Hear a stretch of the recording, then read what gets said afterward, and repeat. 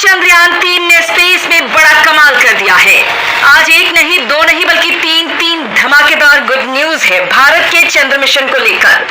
इस बार चंद्रयान-3 ने देशवासियों को खुश होने वाली 3 ऐसी वजहें दे दी हैं जो वास्तव में गर्व से भर देने वाली है।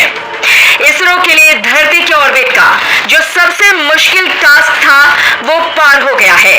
यानी इसरो ने लगातार 17 मिनट तक चंद्रयान-3 के इंजन को फायर किया, जिसके बाद जो कामयाबी वैज्ञानिकों को मिली है, और इसके साथ ही भारत को 2 और गुड न्यूज भी मिली है, जिसमें एक खुशखबरी तो चंद्रयान-3 और भारत की इकोनॉमी से जुड़ी हुई है।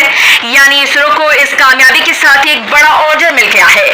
दोस्तों, ये हम आपको वीडियो में बताएंगे, साथ ही ये भी बताएंगे कि अब 1 अगस्त को क्या नया खेल होने वाला है, और उसके बाद 23 अगस्त से पहले 17 अगस्त को इस पार या उस पार वाला काम होगा। ये सब बताएंगे, तो वीडियो पर दोस्तों, इसरो ने जानकारी देते हुए कहा कि चंद्रयान-3 अब धरती से अधिकतम 1,27,609 किलोमीटर दूरी वाले और 236 किलोमीटर नजदीक वाले ऑर्बिट में पहुंच चुका है। अब इसे लूनर ट्रांसफर ट्रैजेक्टरी में डाला जाएगा, जिससे वो चांद की ओर लंबी यात्रा पर निकल जाएगा, और ये सबसे मुश्किल टास्क होने वाला है। और इसके लिए टीम इसरो अगली फायरिंग 1 अगस्त 2023 को रात 12 बजे से 1 बजे के बीच करने वाली है। मतलब चंद्रयान-3 को चंद्रमा की ओर जाने वाले लंबे गैलेक्टिक हाईवे पर डाल दिया जाएगा, जिसे लूनर ट्रांसफर ट्रैजेक्टरी यानी LTT भी कहते हैं। उस हाईवे पर ये चला जाएगा, और इस पर डालने के लिए चंद्रयान-3 को स्लिंग शॉट किया जाएगा। चंद्रयान-3 लूनर ट्रांसफर ट्रैजेक्टरी में 5 दिन यात्रा करेगा। दोस्तों, बेंगलुरु के ISRO telemetry tracking and command network में बैठे वैज्ञानिक इस काम को अंजाम देंगे। फिर ये 5 से 6 अगस्त को चांद की ऑर्बिट को पकड़ने की कोशिश करेगा।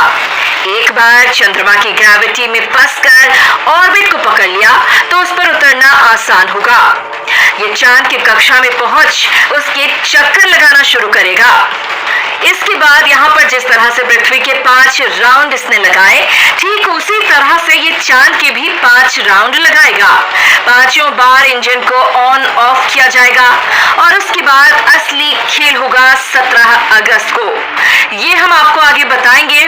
उससे पहले आप इसरो की उस तकनीक के बारे में जान लीजिए जिसने अब जाकर तहलका मचा दिया है। दरअसल वो काम है चंद्रयान-3 की बेतहाशा स्पीड को कंट्रोल करना, वो भी इसरो मुख्यालय में बैठे बैठे। अभी इसकी गति 36,968 से 40,320 किलोमीटर के बीच है। चंद्रयान-3 को धरती की ऑर्बिट से बाहर जाने के लिए 40,320 किलोमीटर प्रति घंटे की गति हासिल करनी ही होगी, क्योंकि जब एक बार चंद्रयान-3 के इंटीग्रेटेड मॉड्यूल यानी लैंडर और प्रोपल्शन मॉड्यूल का इंजन ऑन होता है तो उसे तेज गति मिलती है, वो अगले ऑर्बिट में पहुंच जाता है। लेकिन जैसे ही वो एपोजी पर सबसे दूर पहुंचता है, उसकी गति 0 हो जाती है। पृथ्वी उसे फिर खींच लेती है। हर ऑर्बिट में चंद्रयान-3 के साथ यही हो रहा है। प्रोपल्शन मॉड्यूल में 2 बड़े ईंधन टैंक हैं, जिनमें अलग अलग तरह के ईंधन भरे हैं, और इसके दम पर ही यान अंतरिक्ष की यात्रा कर रहा है। दोस्तों, अब जानते हैं कि 17 अगस्त को क्या होगा। दरअसल इसरो वैज्ञानिक इस चीज का इंतजार कर रहे हैं कि कब चंद्रयान-3 और चंद्रमा अंतरिक्ष में एक लाइन में आए, यानी एक ही प्लेन पर, ताकि यान सही समय पर चंद्रमा तक पहुंच सके। 17 अगस्त को इसरो वैज्ञानिक कोशिश करेंगे कि चंद्रयान-3 चंद्रमा की कक्षा को पकड़ ले, नहीं तो फिर 40,320 किलोमीटर प्रति घंटे की रफ्तार से चंद्रमा को बाय बाय बोलते इसके बगल से निकल जाएगा। लिहाजा दोस्तों, प्रोपल्शन मॉड्यूल में लगे छोटे इंजनों की मदद से चंद्रयान-3 के इंटीग्रेटेड मॉड्यूल को पूरी तरह से विपरीत दिशा में घुमाया जाएगा, यानी 180 डिग्री का टर्न दिया जाएगा, ताकि वो चंद्रमा के ऑर्बिट को पकड़ सके। इसके बाद ही आने वाली 23 तारीख को चंद्रयान-3 चांद की सतह पर लैंड करेगा। तो चांद के ठीक ऊपर चंद्रयान 3 की स्पीड को कंट्रोल करने के लिए इसरो की एक और तकनीक का खुलासा हुआ है। इसरो ने चंद्रयान 3 के अंदर काफी स्ट्रॉन्ग एआई टेक्नोलॉजी का जबरदस्त यूज किया है और इसी की बदौलत दोस्तों 23 अगस्त को तगड़ा कमाल होने वाला है, क्योंकि दोस्तों इसरो के वैज्ञानिकों ने एक तो चंद्रयान 3 के अंदर रोबोट को फिट किया है, तो दूसरा गगनयान के लिए बना डाला है जो चांद के फोर्थ साइड में यानी अंधेरे वाले पार्ट में उतरते वक्त खुद डिसीजन लेगा। इसरो की किसी कमांड की जरूरत नहीं पड़ेगी, क्योंकि ये सब कुछ अपने दिमाग से करेगा और इसके दिमाग यानी सॉफ्टवेयर को इतना स्ट्रॉन्ग बनाया गया है कि इसकी एल्गोरिथम को देखकर ही नासा के वैज्ञानिक भी टाइम से पहले ही इसरो की तारीफ करने में लग गए हैं। अब ये दिमाग ही असल में चांद पर उतरते टाइम देखेगा कि सामने पत्थर है, ऊबड़-खाबड़ जमीन या कोई बड़ा क्रेटर। वो खुद हर किसी पॉसिबिलिटी के लिए तैयार रहेगा और इसे डिटेक्ट करते ही उसे सेकंड के 96वें हिस्से में ही डिसीजन ले लेगा और इसे बाईपास कर देगा।